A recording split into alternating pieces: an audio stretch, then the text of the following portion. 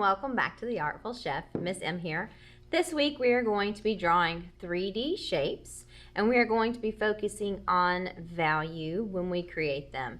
So we're going to do step by step how to actually draw them, and then for your assignment this week I'm going to let you choose your medium that you use. So you can either do your value with pencil, or you can use colored pencil, oil pastels if you purchased some, or you can use paint. So I'm going to give you all of those options as final products so that you can see what they look like in each form. But let's get started with the actual how to draw a 3D shape appropriately. So the first 3D shape that we're going to start with is a cylinder.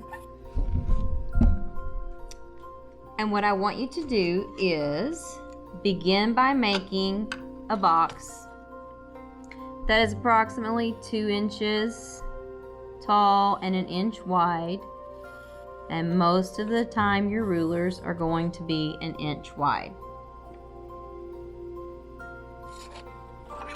Then I want you to find the center of your box and make a mark on the top and the bottom in the center.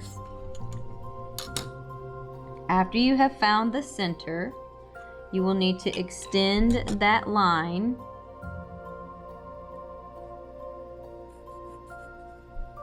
on the top and the bottom, and then into the box. And you're going to use this as a guide on where to make your top and your bottom of your cylinder. So you will use that guide to make your circles.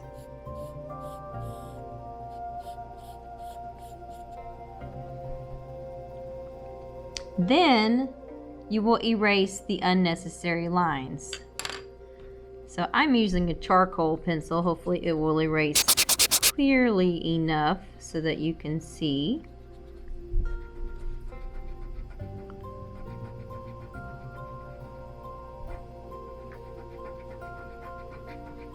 Charcoal pencils do not erase as well as a regular pencil, but for the sake of the video I needed to use a charcoal pencil so that you could see it. So I'm gonna, just to make it clearer, draw one without those so that you can see the shading portion.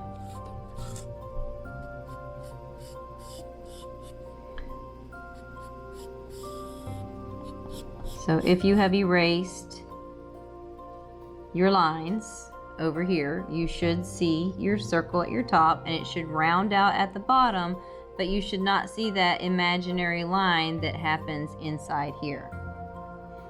Then I want you to choose a place that is going to be where your light source is coming from. So I'm going to show you 2 different ways that you can show a light source, because you are going to be putting your values in here, your shadows, and the things that we've talked about over the last few weeks of school.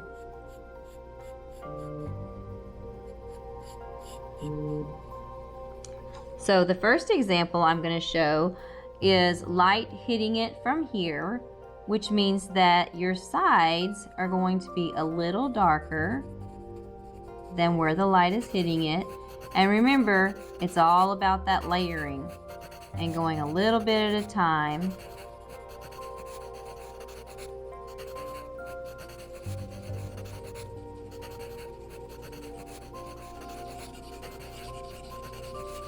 It does require a little bit of patience.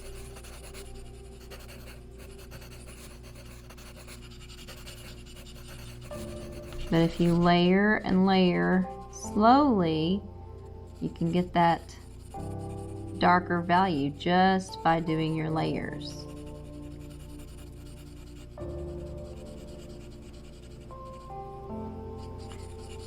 So on your project this week, you can use charcoal pencils, you can use regular pencils, colored pencils, oil pastels if you have them, or paint. So any of the mediums that we have used so far in class are options for you for your project this week.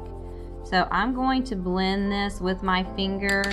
I would suggest, if you have Q-tips, to use Q-tips to blend with, because then you don't get that messiness that happens from blending with your finger.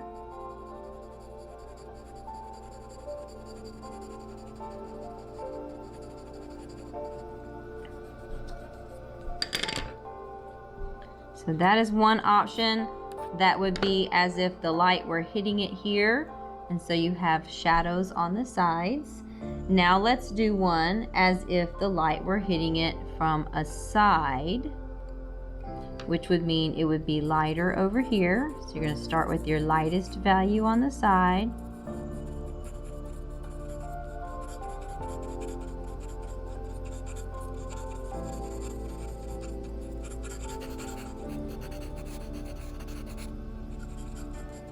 And I want this shadow to be the darkest in the center, so I'm going to go over it some more.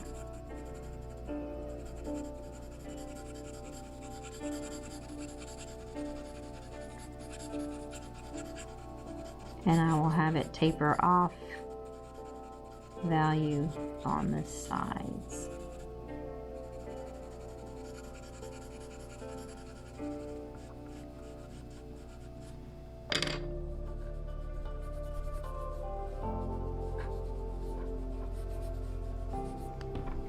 If you do use your finger, make sure you clean up the mess that it makes. Right, so that is one option of a cylinder. Now we're going to move on to a cone. So when you want to draw a cone in 3D, I want you to start with a 2-inch line and a 1-inch line. So you want to make sure that on a 1-inch line that you split the difference, and the 1/2 inch mark goes on the line, so it goes out a 1/2 inch on either side of your line. Then you're going to connect the bottom to the top.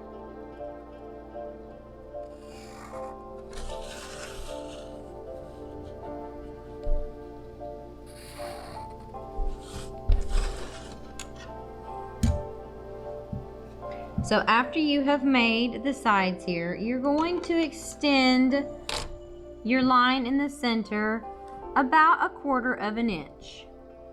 Don't really need to go a whole lot further than that. You're going to use this as a guideline on where to make your circle. So you're going to come out and in here. Now, if you're using a regular pencil, obviously, we've seen that a charcoal pencil does not erase very well, but a regular pencil, you can erase these marks on the inside because you don't want to see those things when you are trying to make a cone. So I'm going to do mine with a pencil really quick so that I can get the important parts here and then show you the shading.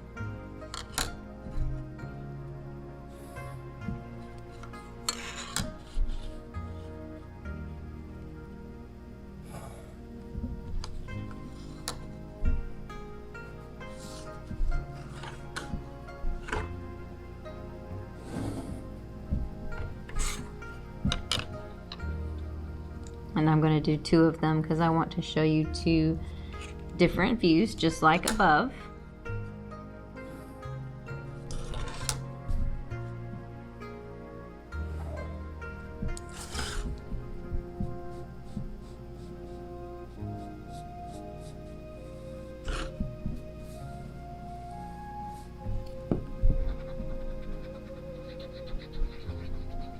Slow erase everything that is on the inside.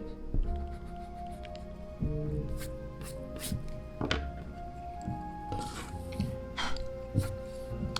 then of course I'm going to go over this darker so that you can see what I'm doing. So at this point, if you have erased, your cone should look something like this. So you're going to choose your light source again. We're going to do a light source as if the light is hitting from one side first. So I want my light to be hitting from the back of my cone, which means that both sides of my cone, the value is going to be light, and it's going to get darker towards the center, because if the light was hitting it from the back, then you would not see light values on this side. So I'm going to lightly shade it.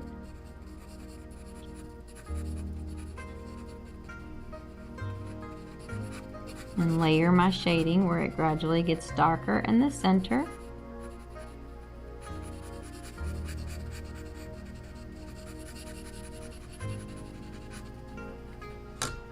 And then I used my finger before, but I want to show you the difference in using a Q-tip. It does work much nicer and it keeps your fingers cleaner. All right, so that is as if the light was coming from the back side of the cone. Now let's do one as if the light source is hitting directly on this side of the cone. So if it was hitting the cone directly here, it would be the lightest in the center, and it would get darker towards the edges. Going to layer.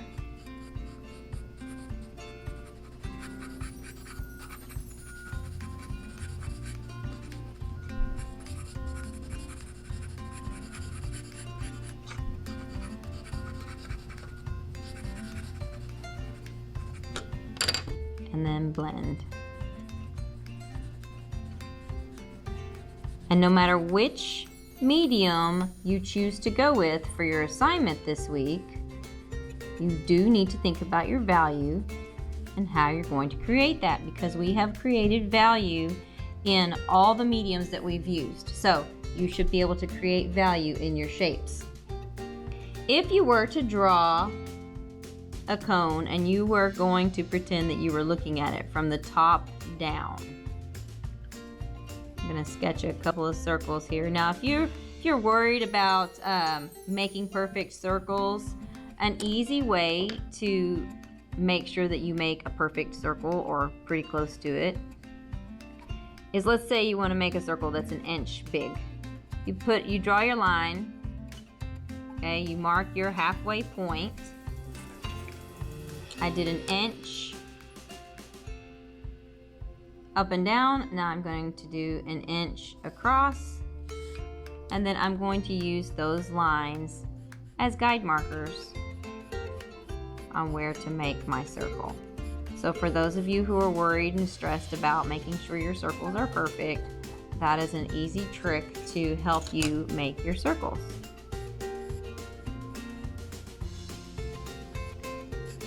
So if I was looking down at the top of the cone, of course, you would have your point there in the center. If you wanted to create the look that light is hitting the cone from this side and it has a shadow over here, you would just shade. Now you don't want to shade left to right, because you want it to give the look, the appearance that it is a cone and you're looking down at it. So the direction of your shading makes a difference. I'm going to lightly shade out here, make it a little bit heavier on the back side. And I'm going to use my Q-tip to blend.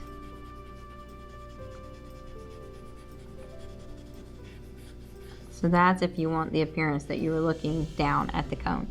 For the sake of your assignment this week, all of your 3D objects are going to be from the side view.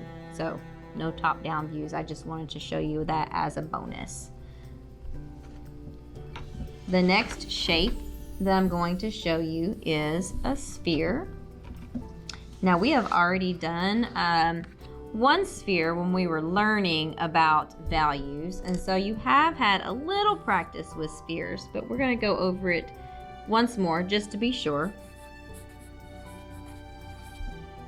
So I did say, if you want to make sure that your sphere is round, you want to measure. So I'm going to make mine 2 inches big. I'm going to make my mark in the halfway point, and then I'm going to turn my ruler and make it 2 inches this direction. And I just put that in the wrong spot, so let me extend that a little bit. Sorry about that. Now it will be centered. All right, so we're going to just connect around.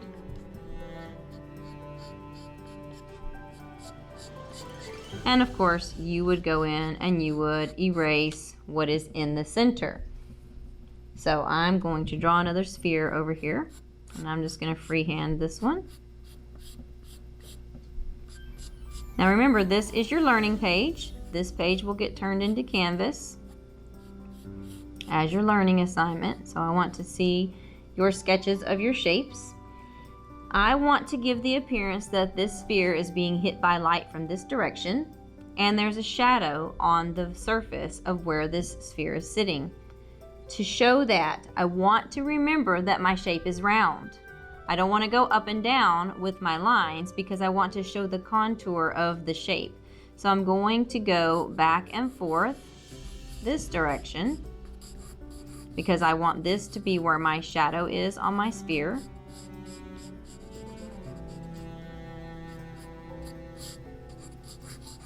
Going to gradually get darker as I go out.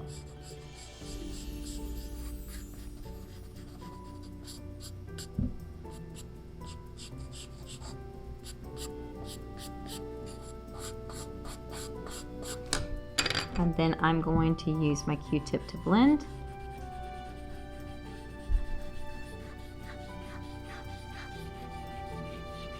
And remember, you're blending on a sphere, you kind of want to go with the curves because that will help with the shape.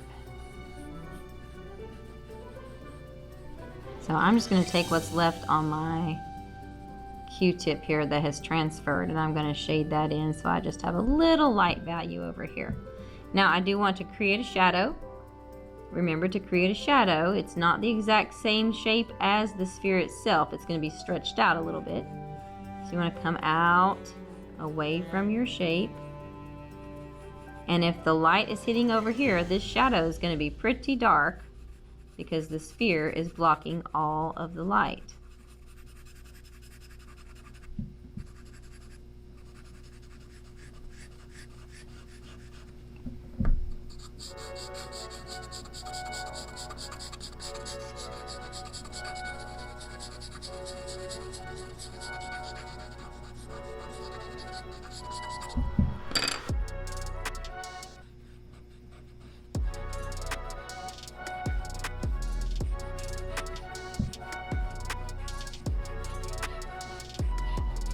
Alright, so there's my sphere with its shadow. The next shape that we're going to talk about is a cube. So to start with a cube, I'm going to make my cube 2 inches by 2 inches. So I'm going to start with my 2-inch line. I'm going to mark my center point, and then I'm going to draw a 2-inch line from my center point. So that is how you start. You're going to then connect the sides. So by putting my mark there halfway, I'm going to draw my 2-inch line here.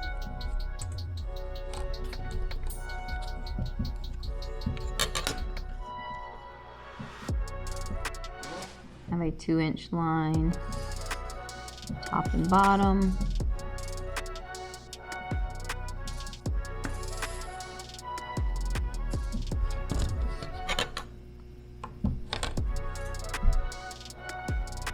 And then we're just going to connect these sides. All right, so you would, in theory, of course, erase this on the inside. What I want to look at next is the diagonal lines. So it is very important that you try to keep the angle the same on all your lines that come out from your cube. So if you draw your line out at this angle, try as best you can to keep that angle the same to draw your next line. And then draw a line down here at the same angle.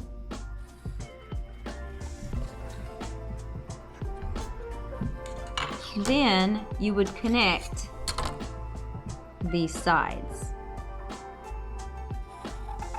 Here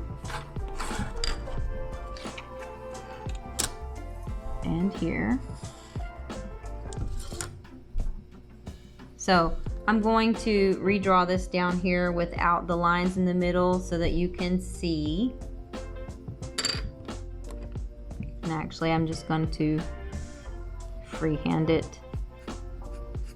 I recommend that you use a ruler if you're not comfortable with this.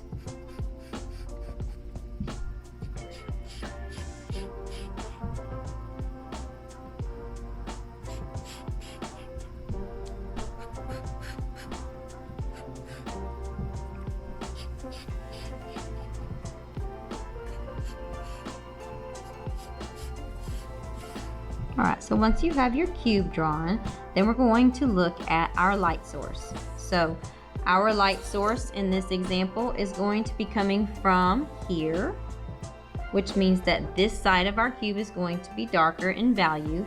I'm going to create a shadow for my cube that's going to come out at an angle because it's a cube.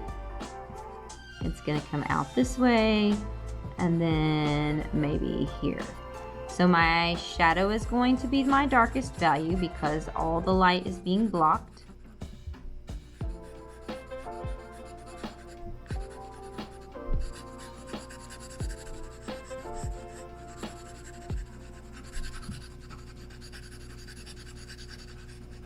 I'm going to go ahead and shade that.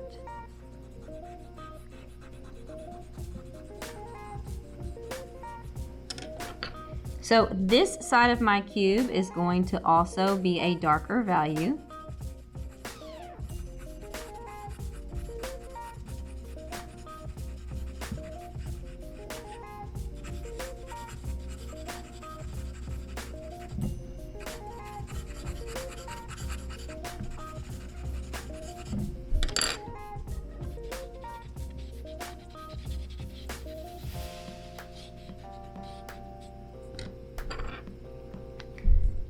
I'm going to have, because my light is hitting here, I'm going to have a little bit of a darker value on my edge and right here on this corner, but not the whole side.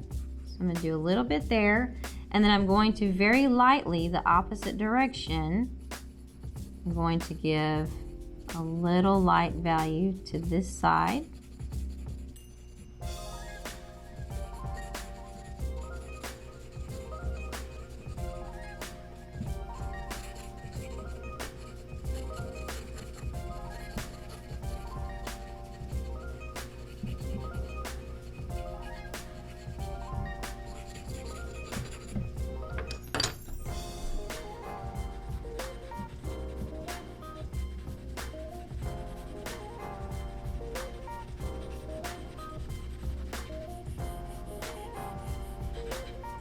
And then I'm just going to brush over the top of this with what has transferred onto my Q-tip. And then that is done. So those are your 4 3D shapes for this week's lesson. So I want to see your shape and I want to see your value, your shadows that you're going to create in your shape. And then I'm going to show you some examples of how to put this together in a composition so that it looks like a still life of 3D objects.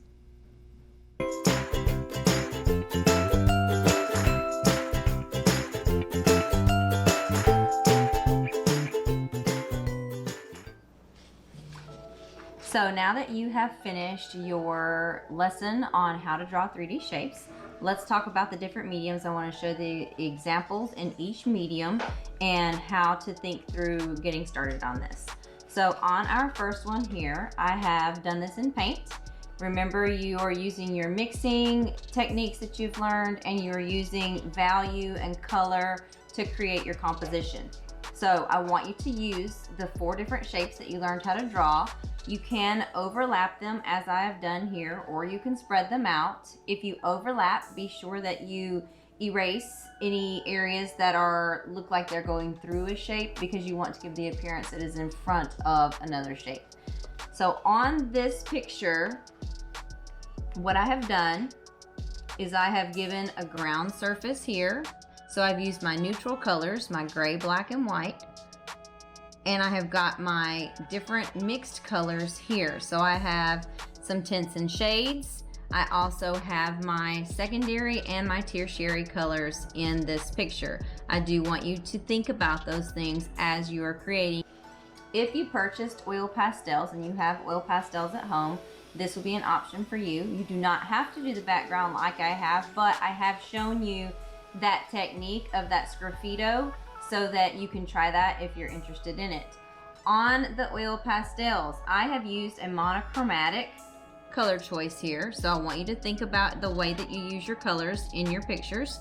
So I've used monochromatic, my shapes are overlapping, but I have done sgraffito in the background to give it that extra pop of color, and it emphasizes the shapes because the shapes are in a lighter color than the background.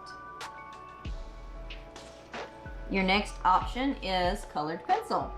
So with colored pencil, I've added extra detail to the background because I want it to appear that it is sitting on a surface, but there's a lot of detail on the wall behind. And I have used my values here with this. So I have my darker values over here where it gives the appearance that the light is hitting it in a certain spot. So it's always lighter where the light hits it, and it gets darker where the light is blocked. Keep that in mind when you're working on your artwork. So you do need to consider your values and your shading that you have learned when you are creating this piece. The last option would be to do in just pencil. I know some of you just like to work in pencil, and that's fine. But if you're going to work in pencil, you need to remember your mark making techniques, and you need to remember your value.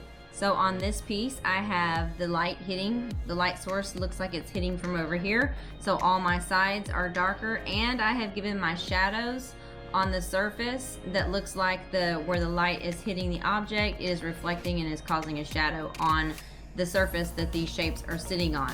I have used cross hatching and scumbling in the background.